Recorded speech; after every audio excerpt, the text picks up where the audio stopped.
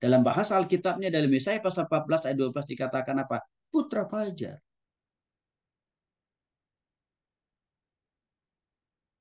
Kedua nama ini, Lucifer atau putra fajar, artinya adalah bintang pagi atau yang bersinar dan putra fajar. Dalam bahasa Ibrani-nya adalah Lucifer atau Elal. Nah, kalau kita memaknai secara harafiah arti kata Lucifer atau putra fajar adalah satu, bersinar. Bersinar di sini tanda kutip loh Bapak Ibu. Apa artinya bersinar Bapak Ibu? Iblis itu bisa memberikan sesuatu hal yang kelihatannya wah, luar biasa, menguntungkan.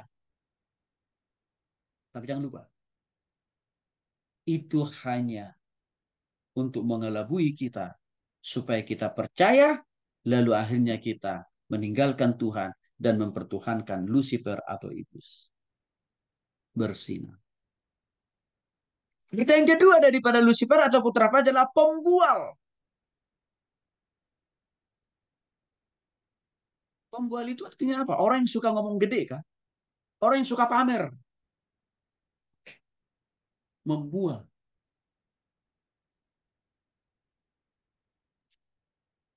Dia seringkali mengatakan sesuatu hal yang melebihi daripada apa yang ada dalam dirinya. Itu artinya membual. Dekat dengan kata berbohong. Hati-hati kita. Atau arti lainnya adalah memuji. Artinya apa? Orang yang senang memuja-muji dirinya. Dia lebih hebat lah, lebih high class lah, lebih inilah, lebih itulah. Hati-hati loh. Itu bentuk pekerjaan iblis. Ya saya banyak menemukan orang Kristen. Ya. Waktu saya ajak komunikasi, yang langsung selalu dipamerkan adalah dirinya sendiri gitu. Saya punya ini, itu, macam-macam dan sebagainya. Itu adalah cara-cara iblis sebenarnya untuk apa? Untuk apa? Merasuki seseorang gitu. Suka memuji dirinya sendiri, meninggikan dirinya sendiri, lalu merendahkan orang lain. Serendah-rendahnya. Kata lainnya sombong. Hati-hati. Bukankah karena kesombongan sekelompok malaikat itu akhirnya mereka menjadi iblis Bapak Ibu? Dan akhirnya mereka meneluhkan banyak dosa dan kesalahan.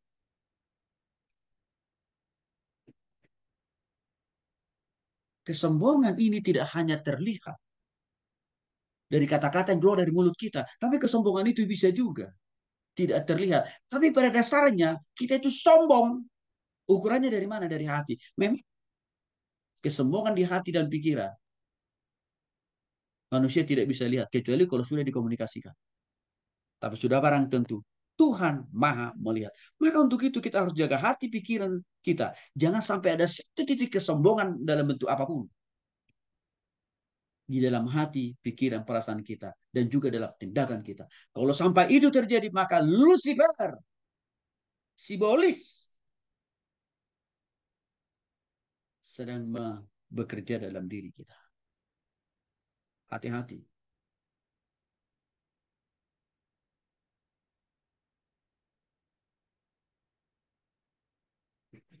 Jadi Bapak Ibu kalau ketemu dengan orang yang suka pamer atau meninggikan diri sendiri, ketahuilah orang itu sedang dipakai oleh iblis. Maka dengan demikian kita juga jangan ikut-ikutan.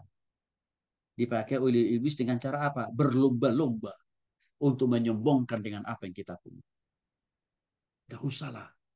Karena kenapa? Berarti kita sama dengan orang itu sama-sama apa?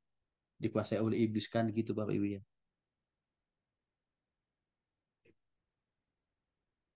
Hati-hati tuh.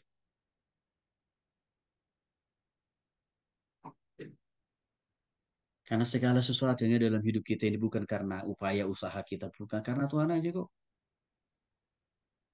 Kita lahir aja, bukan karena Tuhan kok. Kita bisa bernapas tiap hari. Dikasih sehat oleh itu karena Tuhan aja kok. Apa sih mau kita semua?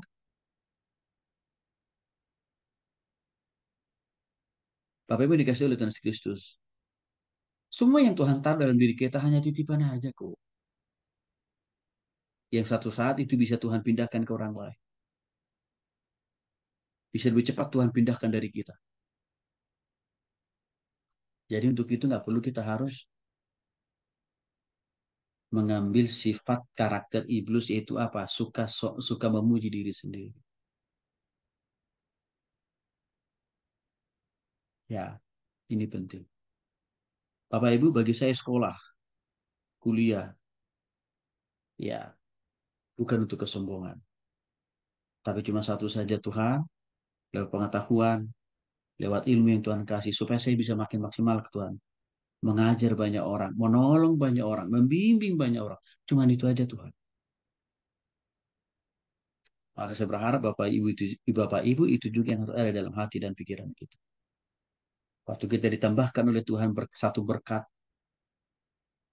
ya rumah misalkan, kendaraan, apalagi gelar, ingat, jangan jadi sombong. Karena sombong itu adalah salah satu bentuk pekerjaan iblis atau Lucifer dalam diri orang.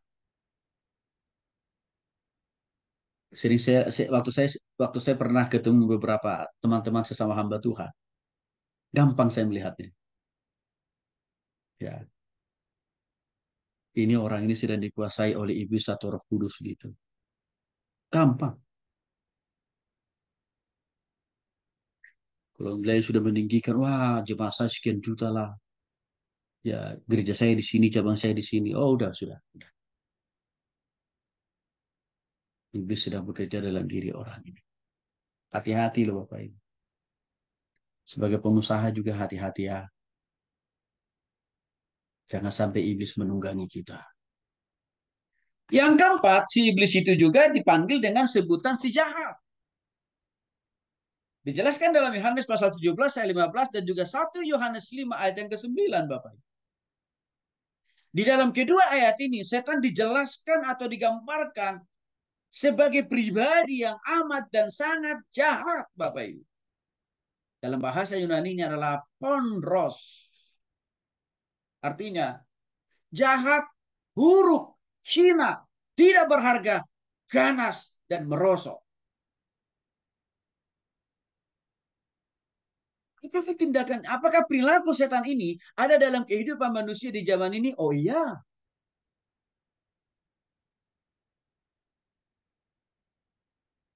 Orang yang selalu berbuat jahat terhadap sesamanya, itulah bentuk pekerjaan iblis.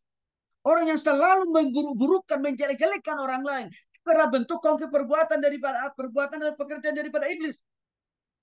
Orang yang selalu menghina-hina orang lain, karena keterbatasannya, karena ekonominya tidak lebih daripada tidak sama seperti dia. Itu pekerjaan dari iblis. Orang yang menganggap orang lain tidak berharga, tidak penting, tidak berguna. Ini juga pekerjaan iblis. Termasuk Bapak Ibu.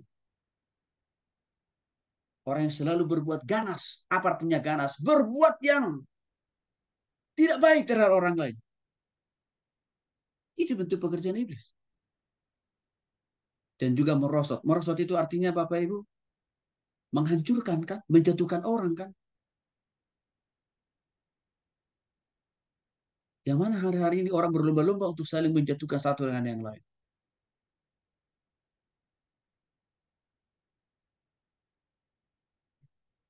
Itu juga bentuk pekerjaan iblis dalam arti kata dari merosot.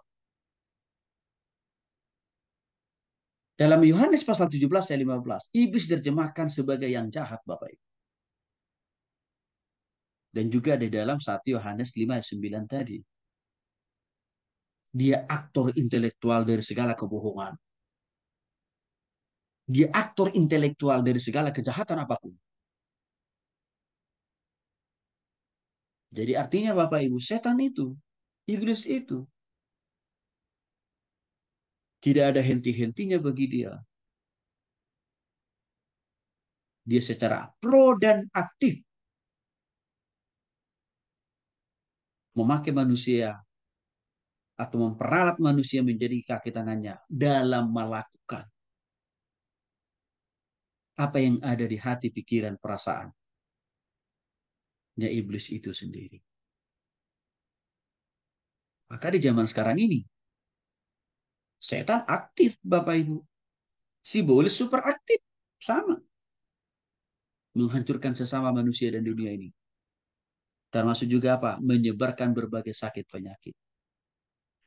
Saya melihat COVID-19 itu juga adalah bentuk pekerjaan daripada iblis kan sebenarnya. Termasuk juga sekarang penyakit cacar monyet kalau saya tidak salah. Yang mana pemerintah juga sudah mulai kelang kabut nih mengatasinya. Itu juga bentuk pekerjaan dari iblis kan? Karena dia adalah sumber dari segala yang jahat. Dengan demikian jangan mau juga lah kita diperalat oleh iblis itu untuk melakukan segala bentuk kejahatan, Bapak Ibu.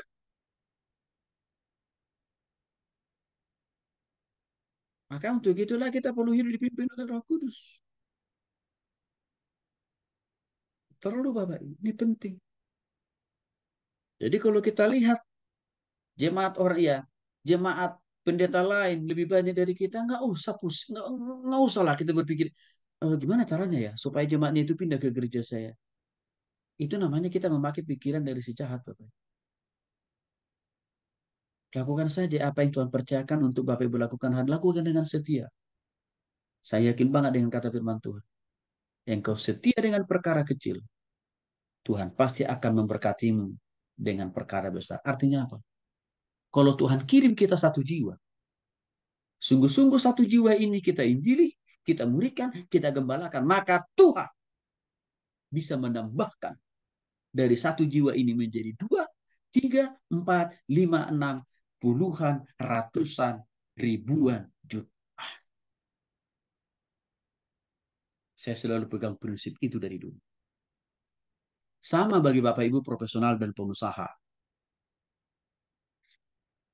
Kalau Bapak Ibu setia melayani, konsumen Bapak Ibu cuma satu mungkin. Tapi Bapak Ibu layani dengan ramah,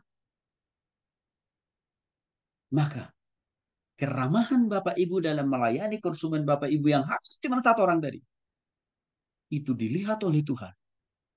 Dan bahkan dijadikan oleh Tuhan, itu menjadi ukuran untuk Tuhan tambahkan lagi konsumen kedua, ketiga, keempat, kelima.